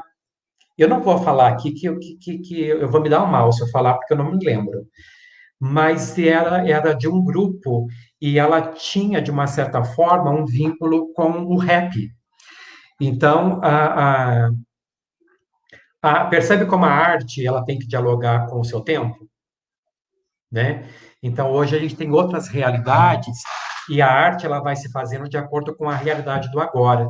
Por isso a questão é a importância dos trabalhos autorais, porque às vezes o trabalho que estão editados, mesmo de um passado muito recente, acaba não dialogando com o nosso tempo agora, né? A gente não tem texto, por exemplo, falando de pandemia, né? Tanto é que tem muita gente escrevendo, porque isso é um momento único, né? Então ninguém falou disso antes, porque isso não teve, né? Então algumas pessoas estão escrevendo, aproveitando a ocasião, né, para se criar, porque o tempo está pedindo esse tipo de produção, né? O agora está pedindo, está nos provocando a isso.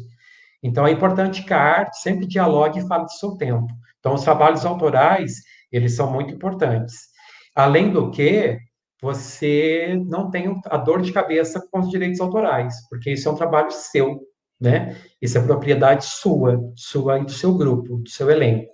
Você não tem que pagar ninguém para isso. Uma outra coisa que é muito interessante, é que a gente está falando também de dramaturgia, e aí isso também dá uma discussão muito bacana, que é, não sei se vocês já ouviram falar, que é o teatro autobiográfico. Que esse teatro são histórias reais. Então, por exemplo, se eu for contar a minha vida, é um teatro autobiográfico. Porém, ele só é autobiográfico se eu, personagem desta minha vida, estou contando. Percebe? É como se fosse um autorretrato de um autor, de um pintor. Ele é autorretrato, uma selfie, né? Ela é selfie se eu me autofotografar. Se eu não fizer isso, não é uma selfie. Se alguém tirar foto de mim, deixa de ser selfie. E a mesma coisa acontecia com autorretrato, né? Então, o teatro autobiográfico é uma espécie de autorretrato. E isso tem acontecido muito.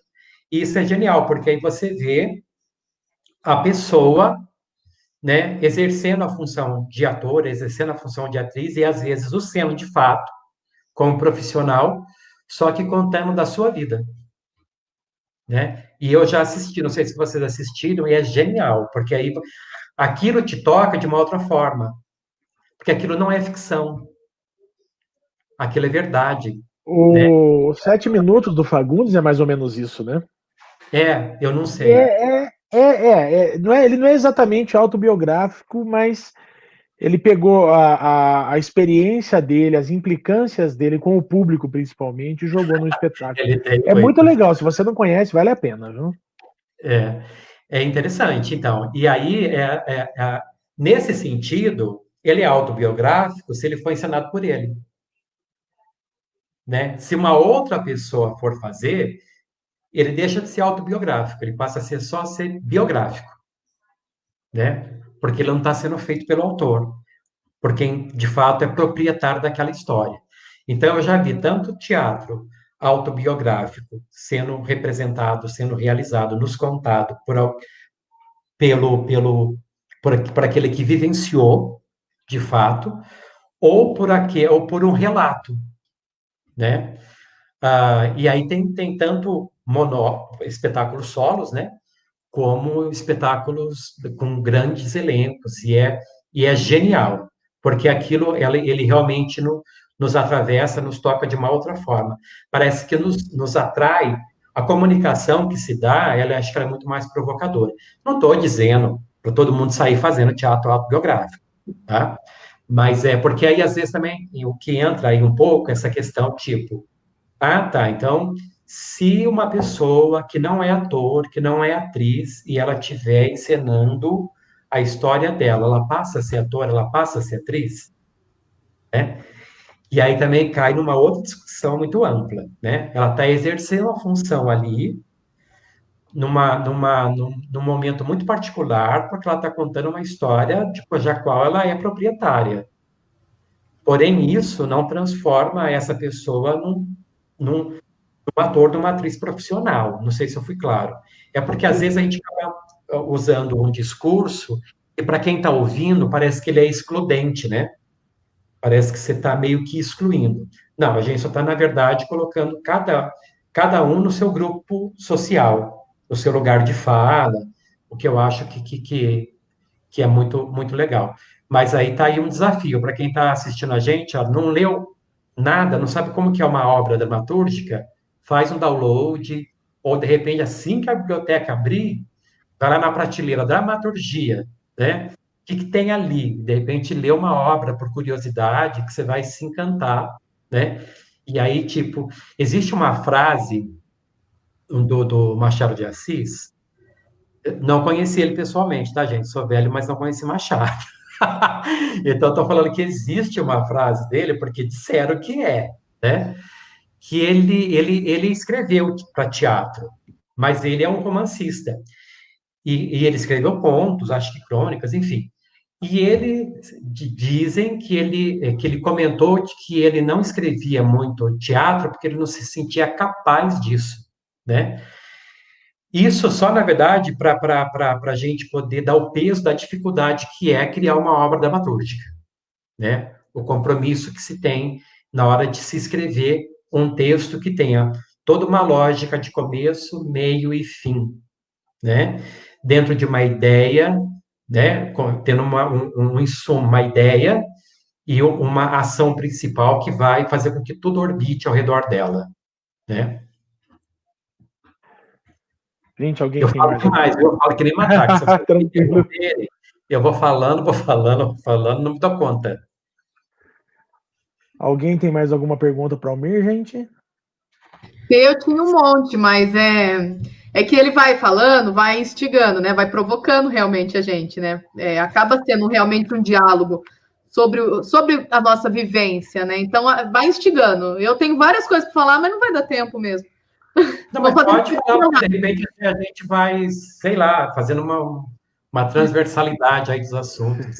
É porque tudo se conecta, né? Eu acho muito bonito essa conexão, né? Essa rede, essa trança que se transforma entre a gente. Uhum. Ah, e aí a gente, de repente, a gente pode, já voltando um pouco nessa questão da dramaturgia, e aí meio que contar para as pessoas como que o teatro surgiu, né? Você já teve isso em alguma live de vocês? Né? Não sei porque isso Ainda meio... não. Não, porque às vezes, de repente, não é que não teve oportunidade, né? Eu, na verdade, assim, eu não acredito muito. A gente está falando do teatro ocidental, tá? De como surgiu o teatro ocidental, o teatro grego. O teatro chinês provavelmente teve um outro início, né? O teatro oriental, né? Quando a gente fala chinês, mas tem o teatro do Oriente. A gente não pode deixar de falar de todo uma ancestralidade dos africanos, toda uma ancestralidade dos indígenas. Então, assim, o teatro, quando a gente conta essa história, a gente meio que se apropria um pouco dela, mas esquece de outras etnias, né? Que evidentemente a gente percebe que, tipo assim, não, então não foi assim, né? A gente conta essa história porque isso, de uma certa forma, nos pertence, é um ponto de início para a gente, né? É que, voltando então ao teatro grego, o teatro, o fazer teatral, ele acabou surgindo de um culto, de um festejo a um deus chamado Dionísio. Por isso que eu contei aquela história do João Dionísio, porque ele é tido como deus do teatro, né? Então, e essa festa em louvor, digamos assim, né? Eu acho que se eu usar essa palavra em louvor, as pessoas que estão hoje no nosso tempo vão entender. Ou em adoração ao Dionísio, eles faziam uma grande festa da colheita da uva, ou seja, para celebrar. Eles precisavam muito da generosidade dos deuses, né? Que é tipo assim, se não chover, se não fizer sol na medida certa, eu não tenho uma boa colheita. E da onde que isso vem? Do céu, né? Então vamos estabelecer uma relação com o céu. Então tudo estava lá, né? Porque da onde vinha, na verdade, essa chuva na medida certa, essa temperatura na medida certa, para se ter uma boa colheita. Porque quem que mandava essa chuva? Quem que dava esse sol, né? Eram os deuses. Era uma força que não é a nossa, né? Então, eles tinham esse Dionísio. E esse era o deus da uva, do vinho, da alegria, né? E era muito regado a vinho, né? Tanto é que a gente costuma dizer, né? Bom vinho, né? E vida longa aos atores de teatro, né? Porque tudo começou nessa festa. E aí, evidentemente, Tespes, o primeiro ator que se tem notícia, ou não, ou de repente foi só a gente, olha, nem era o nome desse cara, era esse. Mas enfim, é o que tem para hoje, é o que a gente tem aqui. Tem escolas que têm esse nome, inclusive, Tespes. Ele já, provavelmente, já abarcado, né, sob o efeito do vinho, subiu numa carroça e se autodeclarou Dionísio. Eu sou o Dionísio. Aí estava, então, pronto, criado o primeiro texto e o primeiro ator e o público assistindo. Estava ali estabelecido o fenômeno teatral, né? Como que se dá o fenômeno teatral? Alguém interpretando um texto para alguém vendo. Então, se tem essa tríade, tem teatro. Isso também é importante a gente falar, porque qualquer piso pode ser palco. Então, eu não preciso, para fazer teatro, eu não tenho que estar num recinto, numa edificação chamada teatro. Se eu tenho um espaço onde eu tenho, então, um texto, um ator, né, o texto e a plateia, eu crio uma tríade que aí o fenômeno teatral se concretiza.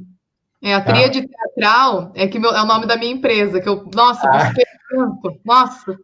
E legal. Eu lembro, o que eu gostei foi o quê? Isso faz 12 anos atrás, que é o que vê, quem vê e o imaginado entre eles. Eu achei lindo isso. Não é? Daí a questão também da sua quarta parede. Mais uma vez, a gente volta aqui nesse assunto, assim, tem que ter. Para quem que você faz o trabalho? Né? É para esse terceiro elemento, né? Para quem que o Tespes fez? Para quem estava ali, naquele culto que eles chamavam de tirambo, né? Então, ali surgiu o teatro. E talvez por ele ter se referido a Dionísio, acabou levando que as obras da Grécia fossem, né, permeadas pelos deuses do Olimpo, alguma coisa nesse sentido. Mas eu acredito, por exemplo, conto isso muito para meus alunos, que se uma pessoa, por exemplo, a fala é uma coisa muito complexa. Eu acho que uma das coisas mais complicadas que o ser humano acho que fez até hoje foi estabelecer um código de fonemas que através dele a gente se comunica com a voz. Porque se a gente parar para pensar no som das pregas vocais, é um nada, né? E com esse quase nada, a gente, através da laringe, faringe, língua, dente, céu da boca, nariz, fossas nasais, a gente tem toda uma estrutura. É claro que isso é mais um lugar de fala de um profissional fono, né? Mas, enfim, criou-se a fala. Se a gente volta lá no Homem da Caverna, como que ele contava uma caça, se ele não tinha o domínio de uma fala tão complicada e complexa como é a nossa e que sempre está em mutação, né? A nossa fala está sempre sendo construída com novos termos, né? Porque a linguagem, ela é uma propriedade do povo. Se o povo começa a meio que mudar o jeito de falar, aquilo vai se tornando um padrão, né? Aquilo vai se estabelecendo como regra gramatical, né? Então, provavelmente eles encenavam, né, essa caça. Ó, cada um com a sua filha, né? Aí eles encenavam para o outro essa caça. Essa era a forma de contar. Ou desenhavam, a gente vê essas pinturas, né? Então, quando a gente fala do início do teatro e conta essa história, é claro que com toda uma licença poética e pedindo permissão, inclusive, licença, aos indígenas, aos africanos, aos orientais, porque, evidentemente, que isso é só um particular do teatro ocidental e ainda há os que dizem que isso é uma lenda, né? Ninguém estava lá para ver. Eu fugi do assunto? Acho que não. De qualquer forma, começa devagar e estou tomando água, nem estou tomando vinho. Olha, com uma taça de vinho aqui, nem isso eu estou. Eu estava no chazinho aqui. Almir, em nome da nossa equipe aqui, né, do Diálogos Cênicos, eu queria agradecer demais você ter topado esse papo com a gente, viu? Eu que agradeço. Tem gente nos comentários aqui elogiando, viu? Que bom. Antes da gente terminar, eu posso só dar um alerta, que eu acho que é importante a gente falar de uma coisa e que está permeando o nosso cotidiano hoje, que é a Lei Emergencial Aldir Blanc. Me preocupa muito como que está a articulação disso em Mogi Guaçu. A Andréia Nunes, do Parafernália, está fazendo parte comigo num grupo de articulação regional, e eu já me disponibilizei, através do meu know-how, né, de poder ajudar da melhor forma possível, porque é a minha cidade natal, é o meu território, é o meu lugar, né, tem esse vínculo com essa cidade, e estejam atentos, né, se articulem com o poder público, mesmo que não haja um Conselho Municipal de Cultura, se organizem em comitês, porque os municípios vão receber uma quantia expressiva, né, do governo federal, através do governo estadual, para ser aplicado em emergências para atender trabalhadores e trabalhadoras da cultura, da arte e do entretenimento. Então, é para atender diretamente a sociedade civil desse universo de fazer, e não para atender o poder público, tá? Então, estejam muito atentes a essa articulação, tá? Então, procure informações a respeito dessa lei e estou à disposição. Hoje foi criado, para falar para quem é artista e está assistindo, hoje foi criado um grupo no WhatsApp, que tem umas pessoas se articulando, que vão fazer pequenos vídeos, para dar informação para os artistas, porque entra muitos setores, né? Entra artesanato, entra até congada, né? Entra até a parte de cultura religiosa, né? Então, bem... E as pessoas não sabem disso, né? Que elas têm direito. E a gente vai receber por volta de 1 milhão e pouco. É para isso. 1 milhão de reais, Mogi Guaçu, sim. Então, veja só, é um dinheiro que, na verdade, não se esperava, né? Talvez a cultura nunca tenha recebido esse montante e tem que ser gasto nessas ações. E o mais interessante desse momento, de novo, essa questão da pandemia, nos fazendo pensar o quanto que nós, pessoas comuns, somos agentes culturais. E que as pessoas não se dão conta disso. Elas falam assim, para que cultura? O nosso dia a dia ele é cultural. E quando você vai ver essa lei Aldir Blanc, o quanto que há de trabalhador e trabalhador da cultura e da arte nesse país que tem uma dimensão geográfica continental, é uma pluralidade enriquecedora, né? Então, o nosso país ele é muito plural, ele é muito diverso, e é cheio de lugares e de grupos sociais, né? E não dá, em hipótese alguma, para se pensar em uma única vertente de comando nesse país. Esse país ele é plural, ele é diverso, e cada região, cada lugar tem a sua especificidade. Então, isso há de ser respeitado, porque isso é uma característica do nosso país, né? Independente de quem o comande. Eu que agradeço a oportunidade. Desculpa aí ter estendido. A gente agradece demais. Eu acho que foi um papo muito gostoso. Que bom. Queria desejar uma boa noite e uma próxima oportunidade a gente volta a conversar. Me chama. Eu topo. Tá certo? Foi um prazer revê-lo, viu? Almir. Almir, obrigado. De nada, eu que agradeço. Você me fez relembrar assim, um bom tempo da gente lá no comecinho, que foi muito especial, que foi muito criativo, muito... a gente queria muito aquilo, a gente se dedicou muito a esse começo, e foi muito sério. E vendo você falar teimoso, hein? Teimoso. E vendo você falar hoje com essa propriedade, com essa lucidez, que você já tinha naquela época, e a gente também, por menos, a gente também tinha juntos. Então, assim, eu voltei a um passado muito bom, de crescimento. Acredito, hoje, às vezes, a gente abre uma live, no comecinho dela a gente falava bastante sobre FETEG e tal, mas passamos a não falar mais, porque senão se torna muito enjoativo. Mas eu sempre falo que o começo da gente foi um começo muito sério.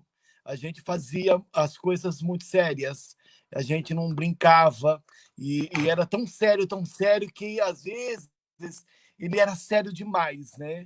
De a gente não ter tempo de sair, né? De não ter tempo de namorar. Sim, de não ter tempo de namorar, que doía, assim, doía na alma mesmo, você vendo todo mundo indo para o clube dançar, fazer seus piqueniques, suas viagens, a gente lá enclausurados. Mas valeu todo esse processo, valeu muito. Fazendo exercício dramático, olha só. Nós fazíamos, já é uma outra live, né? Uma coisa que eu acho muito legal, desculpa te interromper, mas é que me veio aqui à cabeça, às vezes eu fico pensando também como o poder público, enfim, né? É inevitável. O FETEG, ele é um patrimônio de Mogi Guaçu. Né? Eu não sei em que dimensão isso acontece. Eu fui várias vezes convidado para fazer parte da comissão julgadora, e sempre tive que declinar por conta da distância, de ser muitos dias, então fica difícil. E para ser um dia só, eu não achava legal, né? Também acho que nem é esse o caráter, mas enfim, estou aqui à disposição para poder contribuir, como já contribuí no passado. Estou falando que isso, na verdade, eu acho que vocês têm que pegar esse FETEG e transformar isso no patrimônio municipal. Talvez patrimônio, desde 2014, eu encabecei, fui atrás de um vereador aqui na cidade, eu nem trabalhava na Câmara ainda, e ele fez a lei que transformou em patrimônio cultural e imaterial da cidade. Ótimo, porque talvez seja a única cidade que tenha um festival tão antigo de estudantil. Né? Não sei o se Francisco pesquisou, é o mais antigo do país. Então, isso, na verdade, é um patrimônio. Isso, na verdade, poderia até, sei lá, isso ir para a Assembleia Legislativa e entrar em algum calendário cultural do Estado. Porque isso também é títulos que podem trazer recursos de alguma forma ou não, né? Mas, às vezes, por emenda parlamentar, alguma coisa nesse sentido, trazer recurso para o município, sabe? Então, o FETEP é um patrimônio, e ele é importantíssimo e tem que ser mantido, porque é um ponto de início muito importante, e é um lugar de fazer artístico nas escolas que não pode deixar de existir, de modo algum. Então, só me despedindo mais, eu queria deixar um convite para você. Todas as quartas-feiras a gente está aqui, não na próxima agora, mas na outra a gente vai ter uma presença muito especial, que é da Inês Peixoto. Eu vi. Vocês estão abusados. Mas na próxima também é uma pessoa especial, que é o Atiel. Vou assistir, Atiel. Já estive. Ele que não fala de mim. Então, assim, muito, muito, muito obrigado mesmo. Assim, uma lembrança.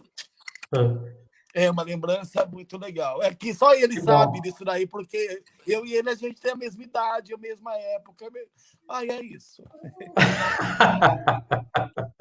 Pessoal, encerrando então. Boa noite para vocês. Até quarta-feira que vem. Tchau, tchau, gente. Boa noite.